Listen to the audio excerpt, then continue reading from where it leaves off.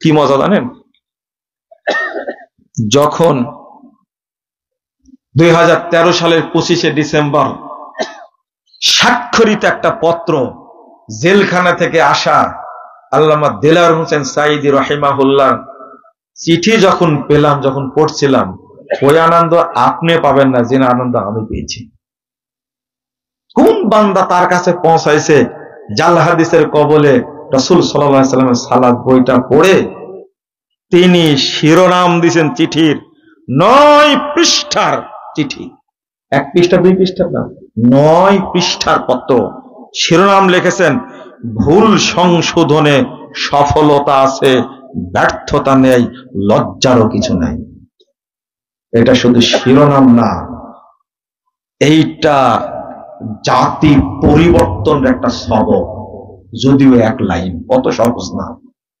কেমনে, ভাষাটা কি আপনি 30 বছর গবেষণা করে শিরোনাম বের করতে পারবেন না। বাদ দিল সে নিকালতে হয় আসার রাখতে হয়, যে কথা অন্তর থেকে বের হয় সেটা প্রভাব বিস্তার করে। অন্তর থেকে বের হচ্ছে, ভুল সংশোধনের সফলতা আছে, ব্যর্থতা নেই, লজ্জারও কিছু নেই। সারা পৃথিবীর মুসলিমরা তাকে চিনে।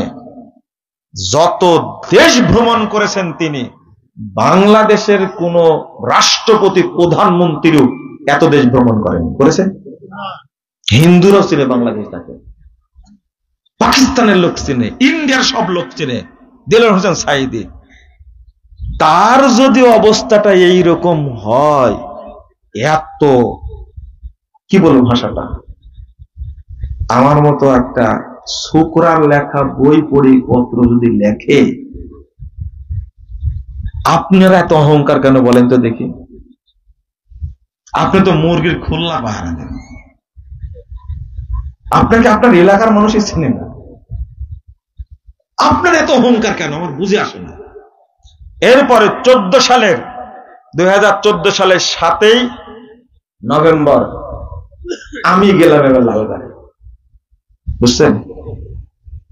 5 দিন রিমান্ডে রাখলো, তবে আরো 5 দিন রাখলে আরো সুবিধা হতো আমার জন্য, কারণ ওখানে একটা কাজ হচ্ছিল। যেদিন আমাকে ঢাকা জেলখানায় দিয়ে গেল, আমি সেদিন বলছিলাম আপনারা আর কিছুদিন রিমান্ডে রাখেন, যে না না আপনাকে আর রাখা যাবে না। এমনি কয়েকজন চেঞ্জ হয়ে গেছে। কি করছেন জানেন?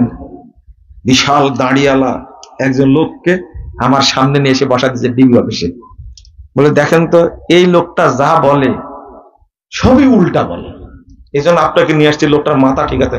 আমার মাথা ঠিক আছে না জানার জন্য নিয়ে আসছে। প্রথম প্রশ্ন করেছে ওই লোকের সামনে, আচ্ছা বলেন তো আল্লাহ কোথায় আছে? তো ওই মুরব্বী বলছে ওনাকে জিজ্ঞেস করেন আল্লাহ কোথায় আছে। ওর তো সব চেক করা হয়ে গেছে, যা বলে সব রেফারেন্স সহ বলে।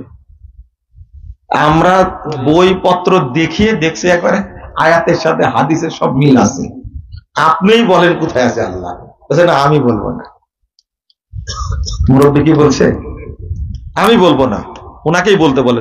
আমরা তো শুনেছি উনি রেফারেন্স দেয়া বলছে আর রহমান আল্লাহ শেষ তাওয়া সূরা তাহা 5 নম্বর আয়াত, আপনার কয়টা আয়াত নেবেন? উনি তো বলতেছে, কিন্তু আপনারটা শুনে এটা ঠিক আছে কিনা। মুরব্বী হাও বলে না নাও বলে না, একবারে চিপাই পড়ে গেছে, এখন যাবে কোথায়। তারপরে নবী কিসের তৈরি বলেন তো? এতদিন জানি আমরা নবী নূরের তৈরি, এই লোক বলে তো নবী মাটির তৈরি। তখন উনি তো বিপদে বলেন, আচ্ছা নূরের তৈরি হলে দলিল দেন, দলিল নাই কি নাই? আসলে মসজিদে যারা ইমামতি যারা করে তাদের এলেম আছে বলেন, আর জেনারেল শিক্ষিত মানুষ এদেরকে মনে করে কাবার ইমামের চেয়ে বড় ইমাম, তাই মনে করে না, ধরে নিয়ে এসছে আমার কাছে। আসলে মূর্খ, কিছু জানে না। আজীব একটা ব্যাপার। তো বলছে না আপনাকে আর রাখা যাবে না। একজনের নাম ছিল মাহবুব ভাই, এমনি চেঞ্জ হয়ে গেছে। তখন আমি বললাম যে না আরো 4-5 দিন রাখেন, সুবিধা আমার জন্য সুবিধা আছে, ডিবি অফিসে রাখেন, বুঝলেন?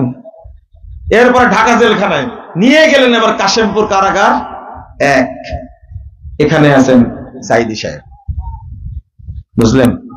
ওই মজাটা আপনি বুঝবেন না, আমরা যে মজাটা বুঝেছি। ওখানে ছিলাম 3 মাস 22 দিন একসঙ্গে, বুঝছেন? সকালে আর বিকেলে জেলখানার সামনে দিয়ে, রোমের সামনে দেওয়ার সুন্দর রাস্তা, 2 সাইডে গাছ লাগানো আছে, আমরা একসঙ্গে হাঁটতাম। এই 3 মাস 22 দিন পরে যখন আমার জামিন হয়ে গেল, বিদায়ের দিন যে এত যে কাঁদছিলেন, আমার খুব খারাপ লাগছিল, খুব খারাপ লাগছিল। কিন্তু আপনারা জাতি হিসাবে এত খারাপ, এই মানুষটার সহ্য হলো না। একবারে 80 বছর বয়স, 60 মানুষ, তখন 80 বছর হয়নি। আমি তো বলছি কত সালের কথা, 14 সালের কথা, 15 সালের কথা বলেছি। আর মেরে ফেললেন কত, 10 বছর পরে, 24 সালে এসে মানলেন, তাই না? তো আপনি একটু ভাবেন দেখি, 60 মানুষ বলে 37 বছর যাবৎ ডায়াবেটিস, 89 সালে 5টা হার্টের রিং করানো আছে, কিন্তু বেসাড়ি স্টেক, শক্ত মানুষ, চলছেন। লম্বা মানুষ ছিলেন না? মাঝে মাঝে কোরআনের আয়াত শুনতাম, যেগুলো পড়েন তো। সবচেয়ে পড়ুয়া মানুষ দেখেছি তাকে, এত পড়তেন, আল্লাহু আকবার। পড়া ছাড়া তার কাজই ছিল না। আমাকে বলছেন তোমার সালাতের বইটা আমি 3 বার পড়েছি, 3 বার পড়েছি। আরো 9টা প্রশ্নের উত্তর আছে, এটা প্রকাশ পাইনি, এটা আমার কাছে আছে, আমি প্রকাশ করবো। এখন তো সময় আসছে, তাই না? এখন তো সময় আসছে, প্রকাশ করব।